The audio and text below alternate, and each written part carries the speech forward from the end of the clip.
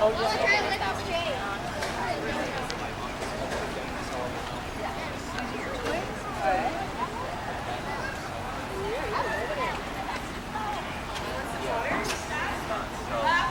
Meanwhile, I got experienced.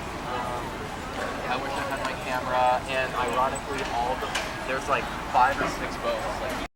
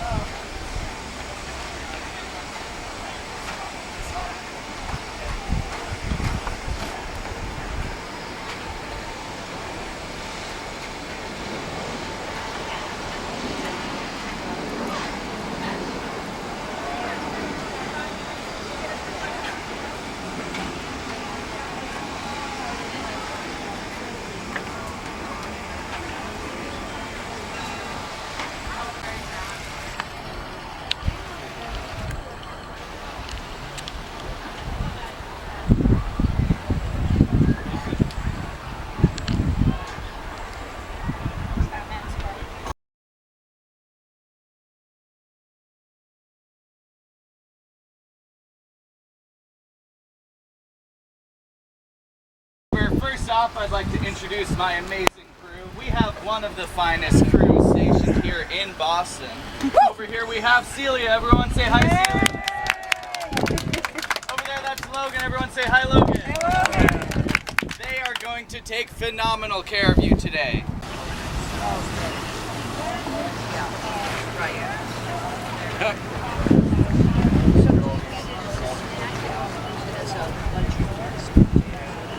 Alright folks, if anybody has ever dreamed of raising the sails on a traditional tall ship, you can do it. You are in luck. Now is going to be your chance. If you'd like to help out with raising the sails, just give a nice loud sailor's call back. That way we know we're on the same page. I'm going to say hands to the main. If you we got Ernestina Morrissey. You can do all of these boats out here. They're all gaff rig schooners, and we call them gaff rig because of these big sticks on top right here. These are called the gaffs. The sail is connected to the boom that Captain was talking about earlier, and the gaff, we're going to raise the gaff into the air to stretch the sail out so that we can start sailing with the wind. In order to do that, we're going to raise the gaff at 2 points. This right here, that's called the throat. That's what we're going to be raising. And then you guys are going to be raising the peak way out there, just like Celia's doing. So when Captain's ready, he's going to shout out 2 things. He's going to shout out ready peak and ready throat. Just like he was saying with the callbacks, we always call back to each other so that we know we're all on the same page. So Captain's going to yell out to you guys ready peak and ready throat. Your job is to yell it back when you hear your side.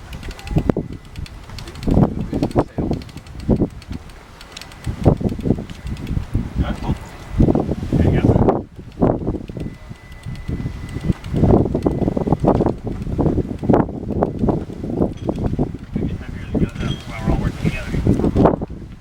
That's a good pace, everybody.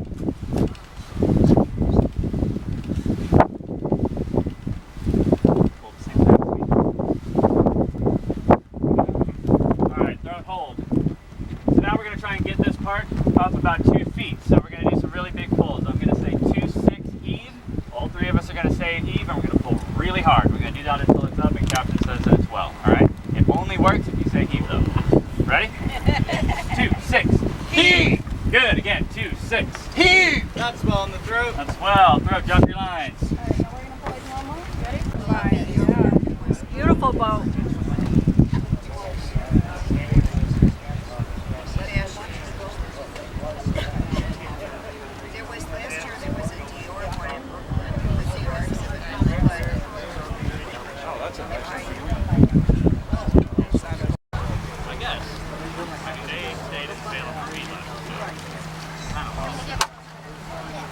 The exact same sail configuration as that 1.6.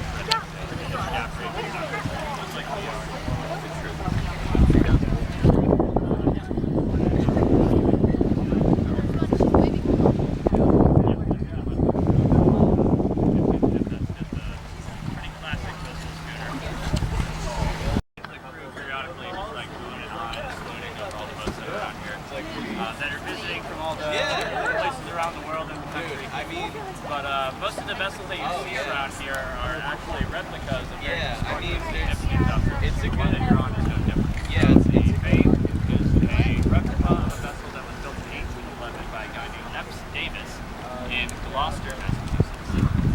Its first registration that we have is from 1812 as a fishing schooner in Gloucester, which is what it was designed to be. The type of vessel that this is called a tobacco schooner. That has to do with the body style. The body style, as you can probably see, we look a lot different than Win and If. Win and If is a very classic, quintessential coastal schooner that you find up and down the East Coast. Most of the other schooners, even though they change here and there, they look very similar to that. Really smooth lines, a square stern. We look a little bit different. So what makes a tobacco schooner a tobacco schooner, the word tobacco, a lot of people think that we're saying tobacco here, but tobacco is an indigenous word. It was an Aggion people for a big tobacco. Yeah. It's worth 5,000, 2006 Nissan. So we need because this style of boat related around that. What makes it a tobacco schooner are two things. This dinky stern for this up stern back there. The boat goes to a big point in the back. That helps for a couple of different reasons. It makes the boat very, very stable, very seaworthy. So when the seas are rough, the boat likes the boat very, very stable, especially towards the stern and the bow balance.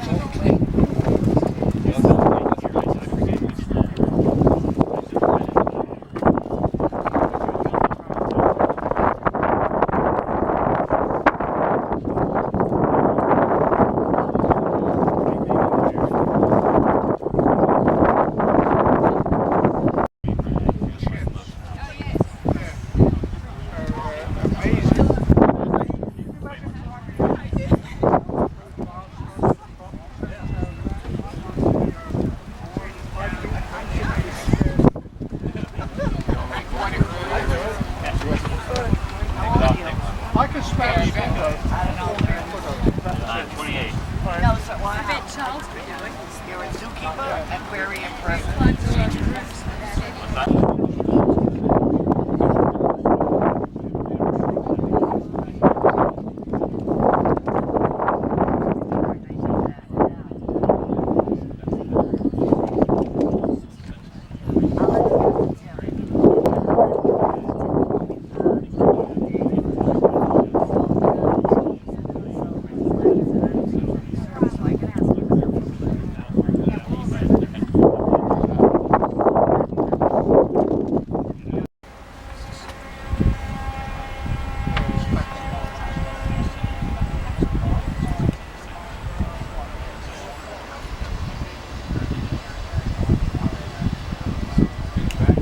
Yeah, it is.